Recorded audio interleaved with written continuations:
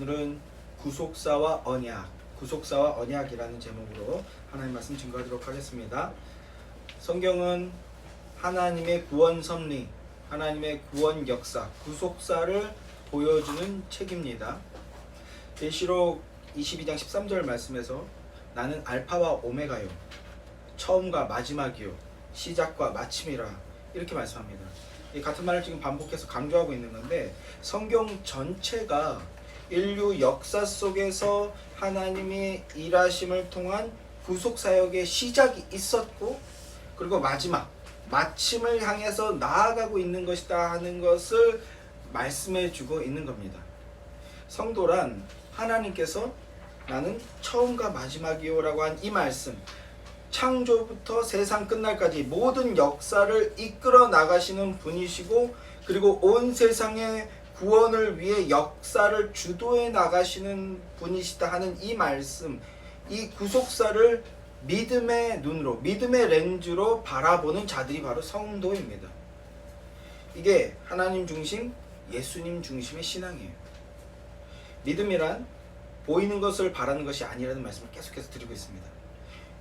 믿음이란 보이는 것을 바라는 것이 아니고, 누군가가 보이는 것, 잡히는 것을 제시한다면 그건 믿음의 내용이 아닙니다. 이 보이는 것, 잡히는 것에는 물질주의 또는 기복주의 또는 어떤 신비주의적 황홀경, 이런 것들을 보여주고 경험시켜주는 것일 수도 있고, 또는 관념이나 이데올로기, 사회 정의, 그리고 이 모든 것을 아우르는 종교심, 종교성까지 포함되어 있는 게 보이는 것, 잡히는 것인데, 그걸 신앙이라고 제시한다면 그건 믿음의 내용이 아닌 인간의 욕망을 부추기는 행위고 종교성을 부추기는 행위입니다. 그건 다른 복음이고요. 그렇게 되면 실상은 하나님과 아무런 상관이 없는 자가 되어버리는 거예요. 우리는 믿음의 렌즈, 구속사의 렌즈를 끼고 하나님 말씀과 그리고 우리가 살아가는 세상을 바라볼 수 있는 자들이 되어야 합니다. 바라보아야 됩니다. 우리가 믿음으로 행하고 보는 것으로 행하지 아니함이로라. 사도 바울도 이렇게 말씀했어요. 사도 바울이 이렇게 말씀한 것처럼 보이는 것들을 따르기 위해서 급급한 삶을 사는 것이 아니라 영원한 나라를 바라는 그 믿음의 삶을 사는 여러분들이 되시기를 주님의 이름으로 축원합니다. 구속사에 대해 좀 더 첨언을 하고자 합니다. 청교도 시대의 최고 설교자라고 칭송을 받는 뉴 잉글랜드의 조나단 에드워즈는요, 이사야서 51장 8절 말씀을 가지고 설교를 했는데, 이사야서 51장 8절 말씀, 그들은 옷같이 좀에게 먹힐 것이며 그들은 양털같이 벌레에게 먹힐 것이로되 나의 의는 영원히 있겠고 나의 구원은 세세에 미치리라. 이 말씀을 가지고 여러 차례 설교를 했어요. 이 한 구절 말씀을 가지고 이 여러 차례 설교를 하는데, 이 설교 중에 이런 표현을 합니다. 성경 전체와 하나님의 구속사라고 하는 온 우주를 바라보았습니다. 이렇게 표현했어요. 주님의 구속사를 온 우주적 사역이다 라고 이미 조나단 에드워즈도 1700년대 사람인데 이런 표현을 했습니다. 하나님의 구원 섭리가 온 우주에 펼쳐져서 나타나고 있다는 것을 믿음으로 보았고, 그리고 그 일의 주체는 하나님이시다라는 것을 말씀하는 겁니다. 전적인 하나님의 일이라는 거예요. 그리고 이 하나님의 일하심이라는 것에는 성도, 교회를 향한 하나님의 위로하심도 있다고 봤습니다. 하나님의 변함없고 지속적인 인애, 헤세드죠. 여러 가지 언어로 번역되는데 인애, 이 인애와 신실하심 때문에 하나님은 계속해서 교회를 구원하시고 대적의 공격으로부터 교회를 보호하시고 세상의 풍파 속에서도 교회를 보존하시고 인도하신다. 그래서 결국 교회에게 승리를 주시고 영생의 멸관을 얻게 하실 것이다. 그때까지, 그 날이 올 때까지 인애와 신실하심의 열매들을 교회에게 계속해서 공급해 주실 것이다. 이렇게 설교했습니다. 이것이 성도에게 진정한 위로죠. 우리는 자꾸 자빠지고 우리는 조금만 뭐 하면 하나님으로부터 멀어지려고 하는데, 그런데 하나님은 한결같은 사랑으로 계속 찾아와 주셔서 사랑을 신실하게 부어주신다라는 거예요. 이 말씀이 저와 여러분, 교회에게 힘과 위로가 되는 겁니다. 이 말씀을 붙드시기 바랍니다. 주님의 구속사의 절정이라고 할 수 있는, 구속사의 절정이요 실체라고 할 수 있는 예수님께서 내가 온 것은 잃어버린 자를 찾아 다시 구원하려 함이니라 라고 말씀하신 그대로 하나님께서는 잃어버린 당신의 자녀들을 다시 찾아서 회복시키시고 멸류관을 씌워주고 그리고 영원히 함께 하시기 위해서 온 그 우주 전체와 인류의 역사 속에서, 이것이 시간과 공간이잖아요. 이 시공간 속에서 친히 일하고 계신다는 겁니다. 예수님께서도 이렇게 말씀하십니다. 요한복음 5장 17절 말씀. 예수께서 그들에게 이르시되 내 아버지께서 일하시니 나도 일한다. 내 아버지께서 창세전부터 그리고 예수님 오시기 전과 오신 그 당시와 이후까지도 하나님께서 일하신다라는 거예요. 그래서 나도 일한다 라고 말씀하고 계십니다. 하나님이 구원 역사를 이루기 위해서 친히 일하고 계신다. 하나님이 하시는 일은 뭡니까? 생명 주시는 겁니다. 자녀의 권세 주시는 겁니다. 생명을 주시기 위해서 독생자 예수 그리스도를 우리에게 보내주셔서 십자가의 대속으로서 우리에게 영생 얻는 길이 열리게 만들어 주셨다라는 거예요. 우리가 기억할 것은 하나님 아버지의 구속하심이라는 이 일은, 이것도 제가 일부러 계속해서 반복하고 있는데, 하나님 당신의 명예와 당신의 영광이 걸린 일이라는 거예요. 그래서 절대 흔들리거나 절대 실패할 수 없는 일이라는 겁니다. 그런데 그 일하심의 근거가 무엇인가? 그 일하심의 근거는 우리를 향한 사랑 때문이라고. 사랑. 우리를 향한 하나님의 사랑하심이 일하심의 근거입니다. 로마서 5장 8절 말씀입니다. 우리가 아직 죄인 되었을 때에 그리스도께서 우리를 위하여 죽으심으로 하나님께서 우리에 대한 자기의 사랑을 확증하셨느니라. 하나님께서 우리에 대한 당신의 사랑을 우리에게 확증해서 보여주셨느니라 합니다. 또 하나님이 세상을 이처럼 사랑하사 독생자를 주셨으니 이는 저를 믿는 자마다 멸망하지 않고 뭘 얻게 하겠다? 영생을 얻게 하겠다. 이게 하나님의 일하심의 목적이고 근거라는 거예요. 하나님께서 온 우주와 시간과 인류를 운행 주장하시며 당신의 백성들을 반드시 구원하신다는 구속의 믿음을 확실하게 붙들고 확실하게 가지는 여러분들이 되시기를 주님의 이름으로 축원합니다. 그리고 구속을 믿는다는, 구속의 믿음을 갖는다는 것은 하나님을 사랑한다는 것이고요. 그 사랑 안에서 하나님의 마음을 알아 하나님의 그 마음을 갖는다는 것입니다. 이게 세상 사람들 말로는 철들었다고 하는 거잖아요.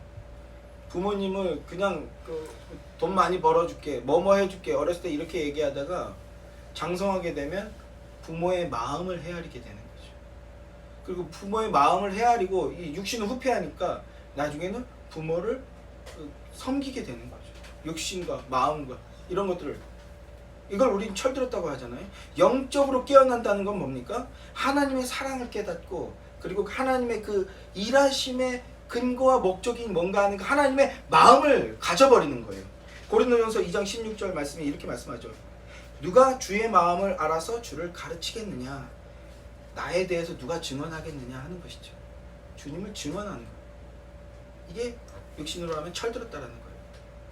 그러나 우리가 그리스도의 마음을 가졌느니라 이렇게 얘기합니다. 누가 주의 마음을 알아서 가르치겠느냐? 우리가 그리스도의 마음을 가졌느니라 이렇게 고백하는 게 바로 성도라는 겁니다. 그리스도의 사랑으로 하나님의 마음을 알아 우리를 사랑하시고 그리고 구속의 경륜을 이루어 나가시는 하나님을 증언하는 것, 그것이 성도의 본분입니다. 그것이 그리고 예수 중심의 신앙입니다.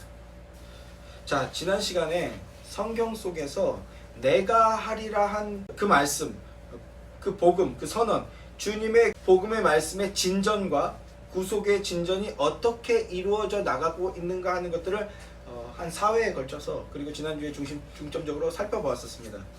약속하신 여자의 후손이 아브라함의 씨를 통하여서 온다, 아브라함의 후손으로 오신다 하는 것과, 그래서 복음서의 첫째인 마태복음은 아브라함과 다윗의 자손 예수 그리스도의 계보라, 예수 그리스도의 족보라 이렇게 선언하는 것으로서 구속의 성취를 선언하는 것으로 시작하지 않습니까?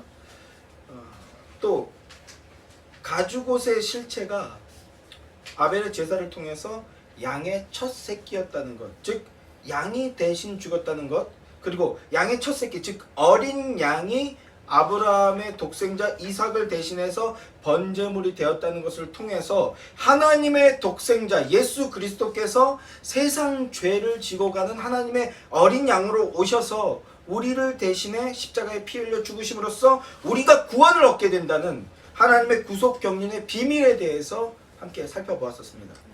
자, 오늘은 하나님의 구속 경륜을 이루어 나가시는 언약에 대해서 알아보고자 합니다. 타락하고 부패한 우리 인간들은요, 스스로 왕됨의 자리에 올라서서 하나님과 대적하고자 하죠. 이 자기 중심적 모습을 통해서 하나님과 대적하고자 합니다. 그게 타락하고 부패한 거예요. 선악과 따먹는 범죄를 저지름으로써 타락하고 부패한 우리 인간들은 각기 자기 소견에 오를 대로만 행한다고 하고요. 성경이 이렇게 말씀하죠. 그리고 주님이 일러주신 길로 가는 것이 아니라 오직 한 길, 그 길로 가는 것이 아니라 각기 제 길로 각각 뿔뿔이 흩어져 버리는 배도를 행한다고 합니다. 이게 우리 죄악된 인류, 인간의 실존이라는 거죠. 우리 인간들의 실존은 예수님께서 탕자의 비유로 말씀하신 것처럼 그 탕자의 비유 속의 둘째 아들처럼 우리는 아버지신 하나님을 없는 존재처럼 무시하고 죽은 존재처럼 취급하는 배은망덕한 배교의 죄를 저지릅니다. 그런데 하나님은 그런 인간들을 향해서 당신의 구속의 역사를 계획하신 대로 이루어 나가신다라는 거예요. 이것만 해도 벌써 은혜죠. 우리 하나님은 부패하고 타락한 인간들, 자기 소견대로만 해가고 자기가 계획한 길로 떠나는, 그래서 스스로 왕좌에 오른 자기 중심적 죄인들을 구원하여서 다시 자기 백성으로 회복시키기 위해서 어떤 한 장치를 마련하셨어요. 구속사를 성취하기 위해서 어떤 한 장치를 마련하셨는데 그 장치가 무엇이냐면 바로 언약입니다.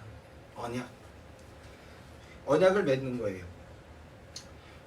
결론적으로 말씀을 드리면 언약은요, 제 마음대로 튕겨져 나가지 못하게 하는 것이고요, 제 마음대로 주저앉지도 못하게 만들어 버리는 거예요. 그리고 동시에 반드시 하나님과의 관계가 회복되어서 하나님의 자녀가 되어지도록 하나님과 우리를 꽉 묶어버리는 겁니다. 제가 우리 가족 사진 중에 좋아하는 게 하나가 있는데, 우리 아이들이랑 어렸을 때 동물원 갔어요. 서울 대공원 갔어요. 거기 근데 그때 이제 재함이가 이제 막 이렇게 쫄래쫄래 걸어다니기 시작할 텐데, 엄마가 재함이한테 애기용 가방을 매줬는데 그 가방이 뭐냐면 끝에 긴 끈이 있어요. 막 혼자 튀어나가지 못하게 끈을 잡는 건데, 주신이가 그걸 잡고 있는 거예요. 재함이가 혼자 막 튀어나가는 스타일이 아닌데 갑자기 뭐에 홀려서 튀어나가는데, 그때 주신이도 한 5-6살 정도 되는 것 같은데 끈을 잡고 이렇게 당기고 있는 거예요. 그게 딱 사진에 찍혔는데, 저는 그 사진이 그렇게 사랑스럽더라고요. 주신이가 잡고 있고 재함이가 막 나가려고 하고 있는. 제가 왜 이 말씀을 드리겠습니까? 언약이 바로 그런 거라는 거예요. 묶어버리는 거예요. 그래서 지 마음대로 튕겨져 나가는 그 인생을 튕겨나가지 못해, 일정 수준 이상으로는 튕겨져 나가지 못하게 탁 잡아버리는 거예요. 또 힘들다고 지 마음대로 주저앉으려고 하고, 나는 연약해, 나는 못해라고 주저앉으려고 할 때 주저앉지 못하게 끌어당기는 거예요. 그게 뭐라고요? 그게 언약이라고. 언약은 묶어버리는 겁니다. 하나님과 우리를 확 묶어버리는 거예요. 히브리어로 언약은요, 베리트라고 합니다. 베리트. 이 베리트를 직역하면 묶는다, 속박한다는 뜻입니다. 말 그대로 서로 묶어버리는 거죠. 여기에서 나오는 게 결혼 예식이죠. 결혼 관계. 언약으로 묶듯이 법적인 관계로 묶어버리는 거잖아요. 그래서 속박하는 거죠. 그리고 그 속박을 기쁨으로 받아낼 수 있는 관계가 사랑의 관계고 부부가 되는 관계인 거죠. 그렇게 이게 이제 기독교적인 내용에서부터 오는 것인데, 묶어버리는 거예요. 서로 속박하는 거예요. 여기서 우리는요, 하나님의 우리를 향한 하나님의 그 마음과 의지를 느낄 수 있어요. 사랑하니까. 내가 너를 사랑한다. 이 사랑. 내가 너를 사랑하니까 절대 놓치지 않겠다. 절대 포기하지 않는다는 그 하나님의 마음을 우리는 느낄 수가 있게 되는 거죠. 이 언약이라는 것만 가지고도. 여러분이 각기 제 길로 가는데 왜 가지지 않고 또 어느 순간 덜컥 제동이 걸립니까? 제동이 걸리지 않고 끝까지 가는 사람은요, 언약 관계에 있지 않은 사람이에요.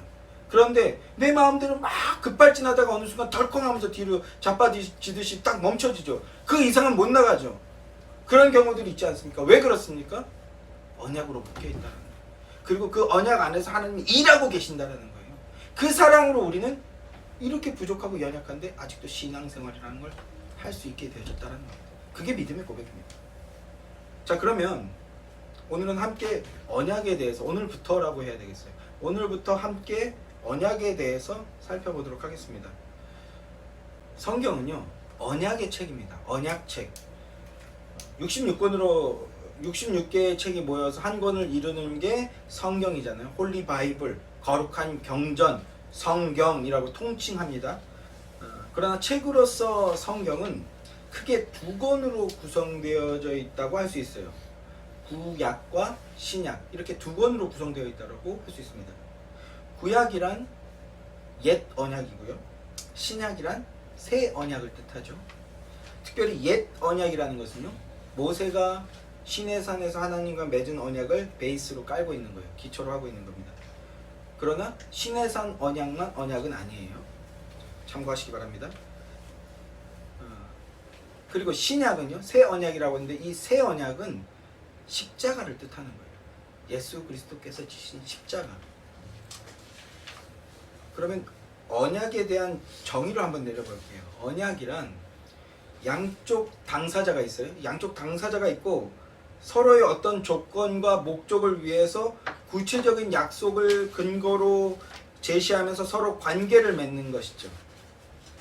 이렇게 하나로 묶어버리는 거예요. 이와 비슷한 개념으로 현대사회에서 통용되고 있는 것이 계약이라는 것이 있잖아요. 계약은 언약과 상당히 비슷한데 사실은 그 결이 엄밀히 따지면 좀 많이 다릅니다. 계약은 소유나 재산이 한 사람에 의해서 다른 사람으로 전달되게 하는 하나의 수단입니다. 그럼으로써 서로의 이익을 추구하는 거죠. 계약도 양측에서 협상에 의해 발효가 됩니다. 그러나 상황에 따라서 언제든지 파기할 수 있어요. 하지만 언약은요, 이와는 완전히 다르게 단순한 소유나 물건의 교환이 아니라 사람 자신이나 생명을 주고받는 거예요. 상대방을 수용하고 그의 생명을 받아들이는 거예요. 생명을 담보로 걸었기에 그 관계는 죽어야 끊을 수 있는 관계가 되는 겁니다. 이게 고대 사회에 통용되던 언약의 개념이에요. 계약과 근본적으로 다르죠. 그런데 여기에 더해서 고대 사회에서 통용되던 것과는 다르게 성경이 말씀하는 언약의 핵심은 좀 더 다른 부분이 있는데, 그것은 하나님께서 말씀하신다는 거예요. 하나님께서 말씀으로 약속하셨다 하는 것이 바로 성경이 말하는 언약입니다. 하나님과 인간이 서로 상호 간의 언약을 맺는 것은 맞지만, 그러나 성경에서 나타나고 있는 언약은 인간이 무언가를 이루어내는 것이 아니라 하나님께서 이루어내신다는 것이 중요한 겁니다. 성경에도 보면 인간끼리 맺는 언약들이 있어요. 이를테면 야곱에게서 그런 모습들이 많이 등장하는데, 7년 동안 봉사하면 딸을 아내로 얻겠다 하는 것들, 이 언약이죠. 근데 그 삼촌 라반이 그걸 교묘하게 어기지 않습니까? 또 삼촌 라반의 집에서 30년인가요? 죽을 고생을 하고 이제 다시 고향으로 돌아가려고 할 때 몰래 도망치죠. 그리고 라헬이 몰래 드라빔을 가지고 오는데 급하게 뒤쫓아와서 라반을 다시 만나게 되는데, 라반이 왜 도망쳤느냐 했더니 삼촌이 우리를 해할까 해서 두려워했습니다. 또 그래, 왜 내 딸들하고 인사도 못하게 했느냐. 왜 그 라반이 읽으셔서 알고 계실 거라고 믿습니다만, 라반이 막 죽일 듯이 쫓아가는데 만나기 바로 전날 밤에 하나님이 현몽하셔서 나타나서, 꿈에 나타나서 야곱 건드리지 마라. 내 구속사를 지금 이루는 과정이다. 그러니까 함부로 건드리지 마라. 여기서 속된 말로 확 쫄았어요. 왜? 그래도 인사는 해야 되겠고 특히 드라빔을 찾아야 되니까. 그래서 야곱을 찾아갑니다. 그 야곱이 여기에 뭐 삼촌 당신께 있으면 하나라도 나오면 내가 7배를 갚겠습니다. 막 이렇게 호언장담을 하죠. 그때 라헬이 그걸 몰래 숨기는 뭐 이런 내용이 있는데 결국 이제 드라빔을 찾지 못하는데 여기서 라반과 야곱이 그 언약을 맺죠. 그 돌무더기를 쌓아놓고 여기를 다시 넘어가거나 넘어오면 서로 죽는 걸로 하겠다. 이렇게 생명을 걸고 담보를 겁니다. 고대 사회에 이런 언약들이 있었어요. 그런데 성경에서 말씀하는 언약은 이런 그 고대 사회의 언약과 무엇이 다르다는 거예요? 하나님께서 직접 말씀하셨다는 거예요. 우리가 하나님과 언약 관계라면 하나님께서 우리에게 말씀하셨다는 거예요. 하나님께서 우리에게 언약을 맺어주셨다는 거예요. 이게 세상과 다르다는 중요한 지점입니다. 하나님과 인간이 서로 상호간에 언약을 맺었지만 그러나 인간이 무언가를 이루어내는 것이 아니라 하나님께서 이루어내신다라는 거예요. 하나님이 일방적으로 찾아오셔서 먼저 언약을 맺자고 말씀하시고 그리고 하나님이 일방적으로 스스로가 언약의 담보가 되셨어요. 언약의 담보가 되시고 그리고 전적으로 하나님이 그 언약을 성취해 나가시는 거예요. 이게 구속사고 이게 언약이에요. 이게 우리의 신앙생활입니다. 그러니까 우리는 하나님을 찬양해야 되는 거예요. 자, 그 하나님의 모든 언약을 성취하신 분이 바로 제2위 하나님이신 예수 그리스도이십니다. 예수님께서 십자가에서 마지막으로 이렇게 말씀하셨어요. 다 이루었다. 구약에 언약되었던 그 모든 언약을 내가 지금 이 순간 다 이루었다. 이렇게 말씀하십니다. 특별히 그 요한복음 19장 30절의 말씀인데 우리가 좀 그 19장 30절 말씀을 좀 예민하고 섬세하게 볼 필요가 있습니다. 거기 한번 보시기 바랍니다. 예수께서 신 포도주를 받으신 후에 이르시되 다 이루었다 하시고 머리를 숙이니 영혼이 떠나가시니라 합니다. 다 이루었다라는 것은요, 십자가로서 구약의 모든 언약을 내가 다 이루었다라는 성취를 선언하시는 건데, 그런데 누가복음 22장 말씀을 보면 예수님께서 제자들과 함께 마지막 만찬을 나누시는 말씀이 나옵니다. 거기서 이런 말씀을 하세요. 누가복음 25장 12절 말씀인데, 22장 15절 말씀인데, 내가 고난을 받기 전에 너희와 함께 이 유월절을 먹기를 원하고 원하였노라 라고 하죠. 지난주에도 제가 말씀을 드렸습니다만 주님께서 원하고 원했다라고 말씀하셨어요. 예수님께서 이 마지막 만찬을 내가 원하고 원했다, 간절히 원했다라고 하시는데 왜 그랬다라고 말씀드렸습니까? 모형과 그림자로서 구약 전체에 주어지고 흐르던 그 유월절이 드디어 끝나는 날이기 때문이라는 거예요. 이 밤이 그 다음날 유월절인데 이제 그 유월절이 오면 유월절의 의미가 완전히 성취가 되어지기 때문이라는 거예요. 그 전날 밤입니다. 하나님께서도 얼마나 각별한 밤이시겠습니까? 유월절은 어린 양을 잡는 날이에요. 어린 양을 잡음으로써 대속의 피와 은혜를 다시 상기하는 날입니다. 그런데 그 유월절 어린 양이 예표하던 것의 실체이신 예수님이 약속대로 드디어 오셔서 실체가 되어서 대속제물의 예표의 의미를 성취하시기를 이제 바로 앞두고 있었던 거예요. 예수님도 가슴 벅차하지만 인류 전체에 너무나도 기쁘고 가슴 벅찬 일이 아닐 수 없는 겁니다. 그 유월절을 앞둔 마지막 만찬에서 예수님이 이렇게 말씀하시는 거예요. 이하 16절부터 말씀을 보세요. 내가 너희에게 이르노니 이 유월절이 하나님의 나라에서 이루기까지 다시 먹지 아니하리라. 이렇게 하시고 이에 잔을 받으사 감사 기도하시고 이르시되 이것을 갖다 너희끼리 나누라. 내가 너희에게 이르노니 내가 이제부터 하나님의 나라가 임할 때까지 포도나무에서 난 것을 다시 마시지 아니하리라 하시고 또 떡을 가져 감사 기도하시고 떼어 그들에게 주며 이르시되 이것은 너희를 위하여 주는 내 몸이라. 너희가 이를 행하여 나를 기념하라 하시고 저녁 먹은 후에 잔도 그와 같이 하여 이르시되 이 잔은 내 피로 세우는 새 언약이니 곧 너희를 위하여 붓는 것이라. 먼저 20절 말씀을 보니까요, 보혈의 피가 흘려지는 십자가가 뭐라고 말씀하고 있어요? 그게 새 언약이래요. 예레미야가 새 언약에 대해서 말씀하고 에스겔이 새 언약에 대해서 미리 예언하였지만 새 언약이 무엇이다? 십자가가 새 언약이에요. 언약의 본질을 드러내는 것이 바로 십자가라는 거예요. 그런데 17절 18절 말씀을 우리가 예민하게 봐야 됩니다. 자, 17절 18절 말씀을 한번 보세요. 잔을 받으시고, 포도주 잔을 의미하는 것이죠. 잔을 받으시고 감사 기도하신 뒤에 이런 말씀을 하십니다. 하나님의 나라가 임할 때까지 포도나무에서 난 것을 마시지 않겠다, 이렇게 말씀하셨어요. 포도주를 마시지 않겠다라고 말씀하십니다. 예수님께서 당신이 하나님의 나라가 올 때까지 나는 포도주를 마시지 않겠다라고 말씀하셨다는 거예요. 그런데 앞서 본 요한복음 19장 30절 말씀을 보면 이렇게 말씀하고 있어요. 예수께서 신포도주를 받으신 후에 이르시되 다 이루었다. 이제 뭔지 좀 감이 잡히십니까? 어떤 주석들은요, 예수님께서 신포도주를 이렇게 막 입에 갖다 대니까 막 안 마시려고 막 이렇게 하셨다 그러고 막 마셨다 그러고 막 혼란한데, 또 포도주가 저는 예전에 이래저래 먹어보니까 시더라고요. 쓰고 쉬어. 그거 왜 먹어? 왜 먹어요? 왜들 이렇게 좋아해요? 쓴데 쉬어. 그게 좋아요? 하여튼 쉬어서 예수님이 안 드셨대, 이렇게 혼란스럽게 말하는 나름 또 주석가래요. 막 정신이 없어요. 마셨는지 안 마셨는지도 막 틀리고. 그런데 제가 지금 우스갯소리처럼 지금 말씀을 드렸는데, 예수께서 신포도주를 뭐 하셨다? 마시셨대요. 포도주를 마셨습니다.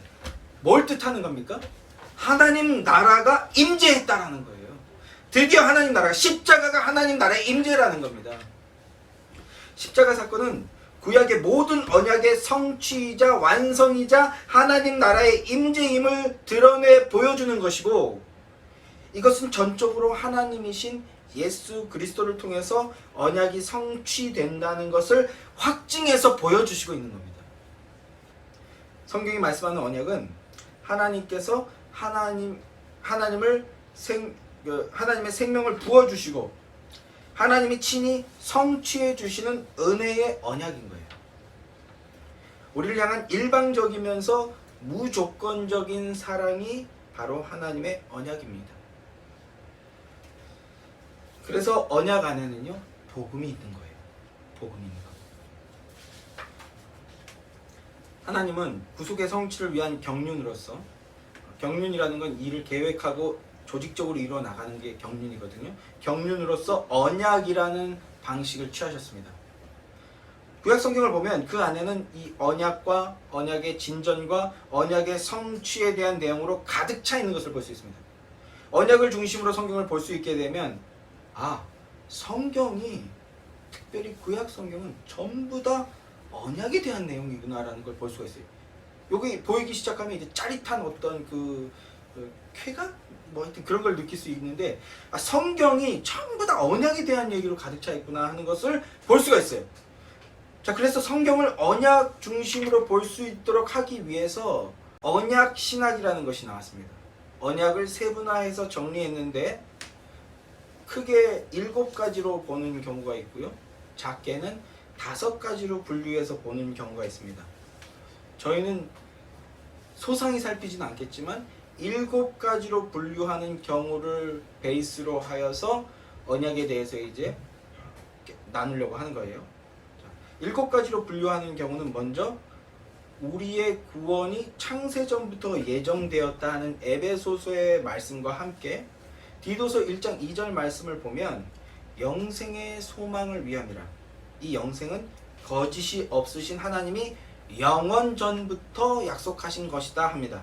이 말씀을 들어서 영원전 삼위 하나님의 의논이 있었다, 언약이 있었다라는 거예요.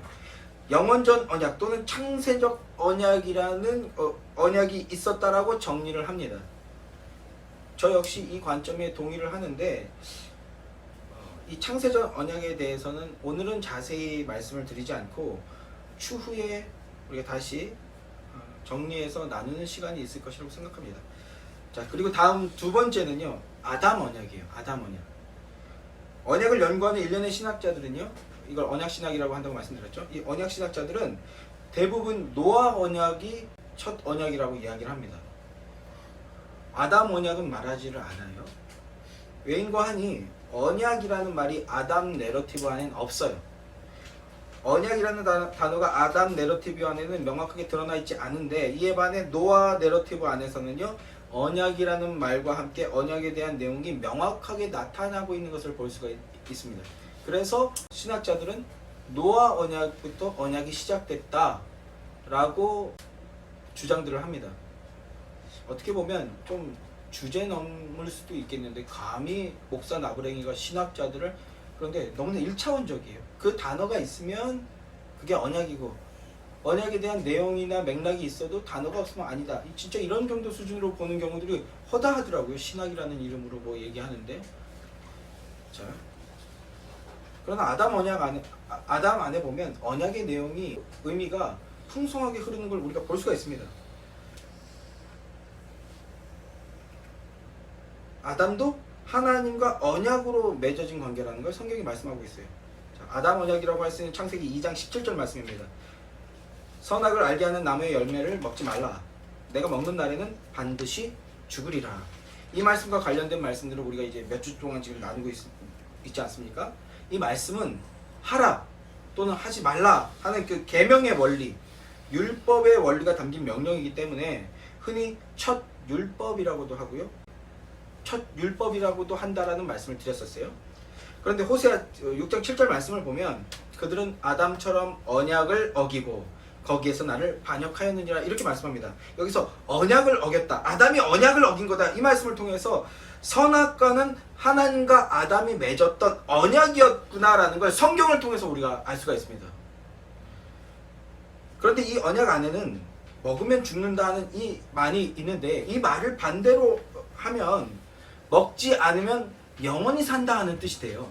먹지 않으면 네가 영원히 산다, 그런 의미가 여 안에 내포되어 있는 거예요. 그래서 어떤 일군의 신학자들은 이 선악과를 행위 언약이다 이렇게 부르는 사람도 있습니다. 또 다른 부류죠. 이들은 선악과를 행위 언약 이렇게 부릅니다.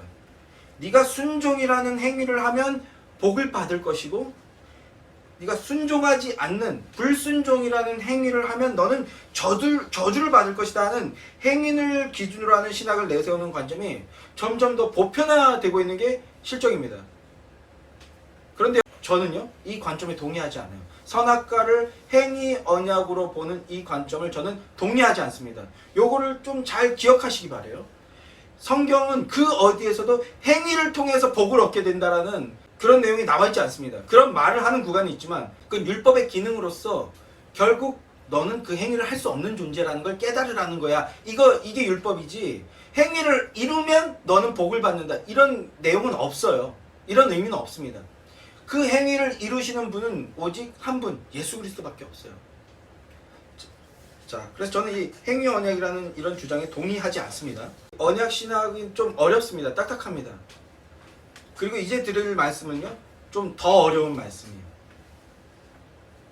그래서 더 집중하기가 힘이 드실 텐데, 그런데 굉장히 중요한 내용입니다. 여러분들 집중해서 들어내셔야 돼요. 한번 집중해 보시기 바랍니다. 이렇게 구걸하는 이런 멘트 되게 오랜만에 하는데 집중하셔야 돼요. 자, 이 행위 언약이라는 이 신학 관점은요, 단순히 그냥 단어 하나로 끝나는 게 아니라 성경 전체의 맥락을 뒤집어 엎을 수 있는 굉장히 위험한 요소가 담겨있는 그런 주장입니다. 오늘날 주님의 교회 안에 오직 예수 그리스도와 그분의 십자가, 그리고 오직 말씀만 믿고 붙들겠다는 이 순전한 신앙을 위협하고, 그럼으로써 교회의 순수성의 파괴를 처리할 수 있는 굉장히 위험한 주장으로 치달을 수가 있어요. 제가 뭘 말씀을 드리려고 하냐 하면, 소위 예수 그리스도의 능동순종, 수동순종이라는 주장입니다. 능동순종, 수동순종이라는 게 신학이라는 이름으로 점점 보편화되고 있는 이런 형국인데, 이건 교회의 순수성과 예수 그리스도의 십자가를 지금 파괴할 수 있는 위험한 요소라고요. 여러분들 이 말에 좀 익숙해지시기 바래요. 먼저 이 말 자체도 지금 교회가 영적으로 어떤 싸움을 싸우고 있는지 좀 이해를 가지시기 바래요. 옆에서 막 그걸 가지고 경론이 일어나고, 그리고 성경의 그 순수성을 지키기 위해서 막 거의 그 싸움에 방불한 영적 전쟁이 일어나고 있는데, 옆에서 그런 일이 일어나고 있는데 나 몰라라 하는 것은 어떤 의미에서 부끄러운 일일 수 있어요. 자, 이 능동적인 순종, 수동적인 순종, 능동 순종, 수동 순종이라는 것이 오늘날 지금 교회에 큰 화두가 되고 있는데, 간략히 소개를 드리면, 행위 언약의 대상자였던 첫 번째 아담은 이 행위의 순종에 실패를 했죠. 그래서 에덴에서 쫓겨나지 않았습니까? 그러나 두 번째 아담으로 오신 예수 그리스도는 행위 언약이 요구하고 있는 모든 순종을 다 획득해 내셨다라는 게 능동순종, 수동순종의 핵심 주장입니다. 어려운 말이지만 들어보시기 바래요. 이 주장은 예수님께서 행하신 십자가 행위는 수동적인 순종이었다라고 주장해요. 그 순종은, 이게 위험한데, 그리고 그 순종은 원죄의 문제만 해결했다라는 겁니다. 원죄의 문제만 해결했다. 예수님의 십자가는 원죄의 문제만 해결했다. 이 주장이 이단의 방불한 주장입니다. 이단으로 정죄되어야 하는 수준의 주장입니다. 십자가만으로는 의를 획득하지 못했다라는 거예요. 그래서 만약에 예수님께서 십자가 행위, 십자가 순종만 하시고 죽으셨다면 예수님도 의가 없는 거예요. 그리고 그런 예수님을 믿는 우리는 의인이 되지 못한다라는 거예요. 성도들도 죄의 문제는 해결이 되었지만 의인은 되지 못한다라는 겁니다. 의가 회복되지 않으면 하나님과의 관계가 회복되지 못한다라는 거잖아요. 여전히 하나님과 아무 관계가 없는 존재라는 거예요. 그래서 또 하나의 순종행위가 필요하다고 이들이 주장합니다. 예수님께서 이 땅에서 30년을 사신 이유가 따로 있는데, 그 이유가 이 30년 동안 율법의 모든 조항들, 후대 유대인들은 613가지로 분류했잖아요. 이 613가지의 율법 조항들을 예수님이 하나하나 다 순종해서 이루어내셨다라는 거예요. 적극적으로 그 하나하나를 순종하셨다라고 주장하는, 그래서 능동순종, 수종순종 이렇게 표현하는 겁니다. 수동적 순종과 능동적 순종, 이 두 개의 요구가 모두 다 성취되어야 예수님과 예수님을 믿는 무리가 모두 의인이 될 수 있는 것이다. 이게 요즘 큰 화두가 되고 있는 능동순종, 수동순종이라는 신학 교리의 주장입니다. 여러분, 신학이라고 해서 다 맞는 게 아니에요. 유명한 신학자가 있다고 해서 다 맞는 게 아니고, 많은 신학자가 동의했다고 해서 다 맞는 게 아닙니다. 교리화되었다고 해서 그게 무조건 정답은 아닌 거예요. 이런 기본적인 어떤 변별력도 여러분이 가지시기 원합니다. 자, 오늘은 일단 이런 게 있구나, 이 정도 선에서 한번 들어보시기만 해도 좋습니다. 그리고 유튜브로 올리면 몇 번 더 들으세요. 몇 번 더 들으세요. 구속사 설교부터 해서 몇 번 더 들으시면 성경 전체가 이제 한 맥락으로 쫙 꿰뚫어지게 됩니다. 혹시나 헷갈릴까봐 해서 제가 다시 한번 정확하게 말씀을 드립니다.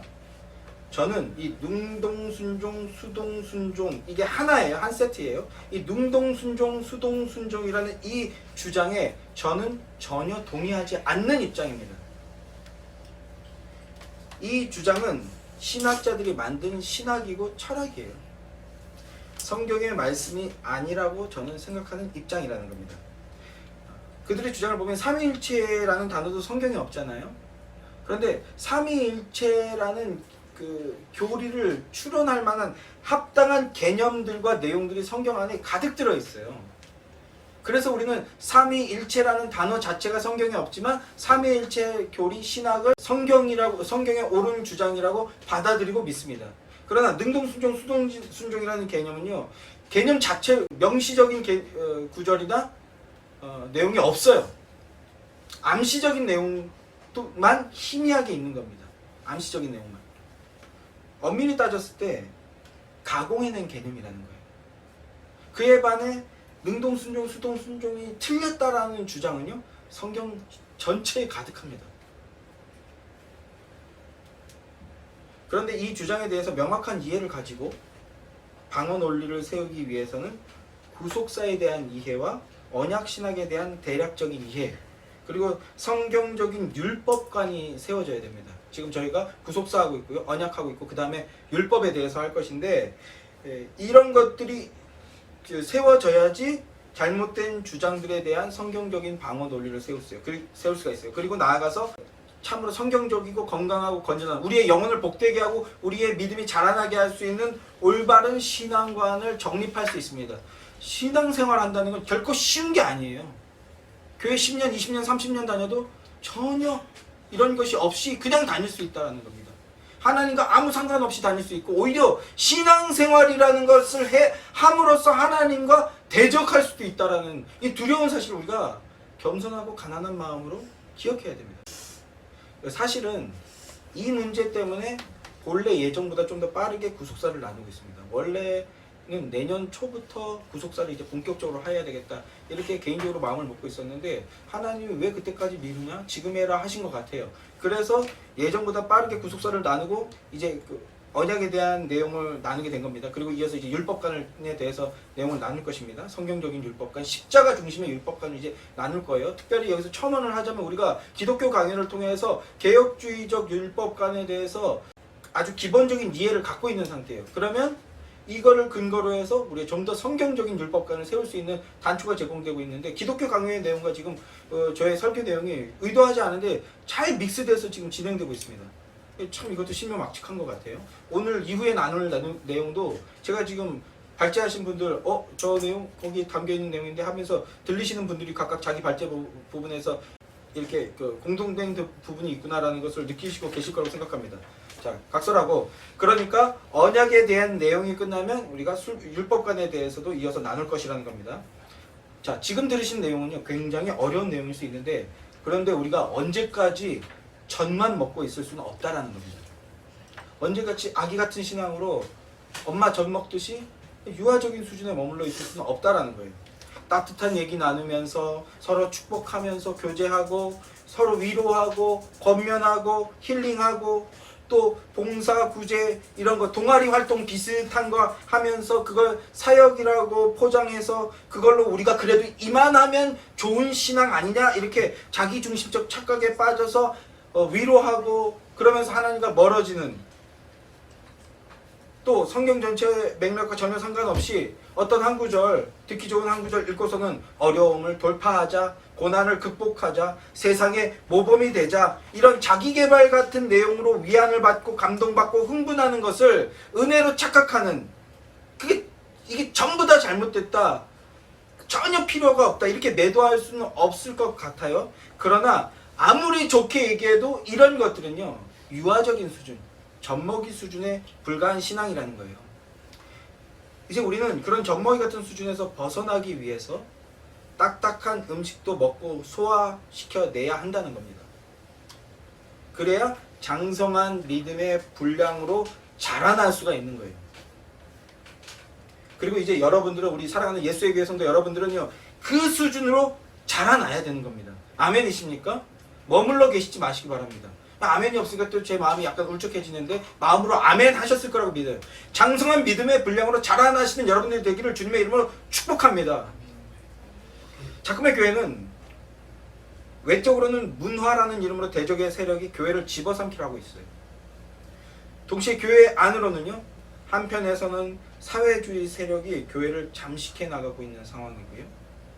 그리고 성경 중심주의라고 하는데, 이렇게 성경을 마구잡이로 난도질을, 신학이라는 이름으로 난도질하는 이리떼 같은 무리들이 비성경적인 교리를 가지고 성도와 교회를 물어뜯으려고, 잡아먹으려고 하는 정말 사면 초가와 같은 상황에 놓여 있는 게 오늘 교회의 모습이고 우리의 영적 현실이라는 것을 우리가 바라볼 수 있게 되기를 원합니다. 이때 우리가 마치 에스더가 삼촌 모르드게에게 말했던 것처럼 내가 죽으면 죽으리라 하는 그 심정으로 내가 복음을 지키고 내가 복음을 보존하고 그리고 내가 복음을 변증하고 선포하기 위해서 각고의 노력을 기울여야 되겠다, 그렇게 마음으로 결단하시는 여러분들 되기를 소망합니다. 정말 어려운 시대마다 그 속에서 주님께서는 복음의 일꾼을 세우셨어요. 오늘날은 세상의 눈으로 바라보았을 때 정말 비루하고 별 볼 일 없는 교회의 모습이지만, 이게 교회인가? 이렇게 생각할 수 있는 모습이지만, 그러나 하나님은, 제가 전에도 한번 말씀드렸는데, 내가 무슨 깡으로 교회 이름을 예수의 교회라고 지었나? 성경을 보면 언약이라는 내용, 그리고 구속의 성취를 이루는 내용으로 가득 차 있습니다. 그리고 의라는 그 개념이 성경 전체에 쌓여 있어요. 너무나 거대한 개념이에요. 제가 솔직하게 예수의 교회라는 이름을 지을 때까지만 해도 이게 이렇게 거대한 개념인지 다 인지를 못했던 것 같아요. 그래서 어느 순간 내가 너무 큰 일을 저지른 거 아닌가 하는 그 겁이 벌컥 나더라고요. 그런데 여러분, 그거 사람이 하는 게 아닙니다. 의라는 것 자체가 예수님이 하시는 거예요. 예수님이 이거 하라고 하셨구나라고 생각합니다.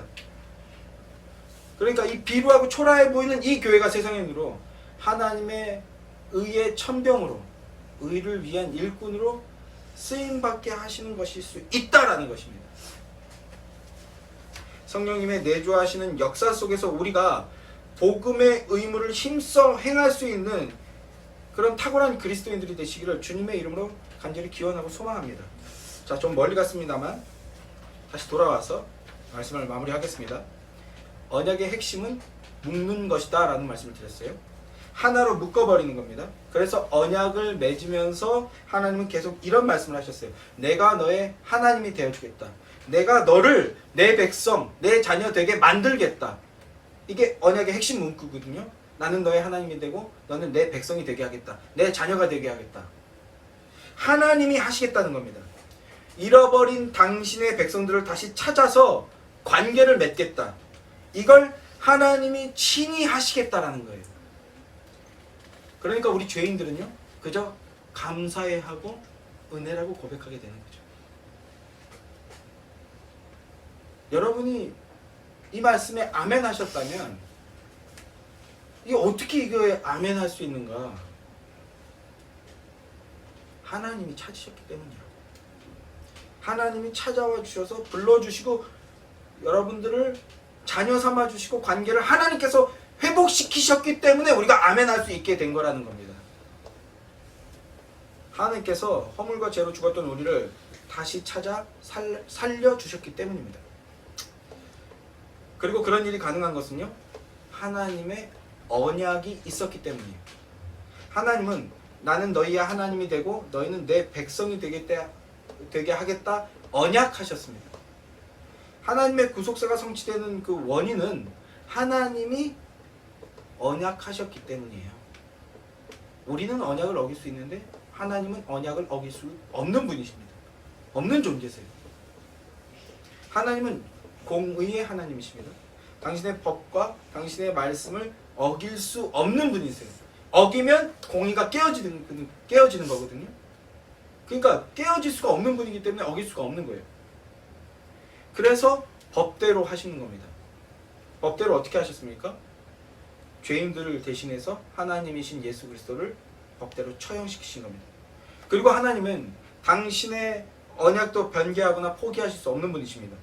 그래서 하나님의 언약은 반드시 이루어지는 겁니다.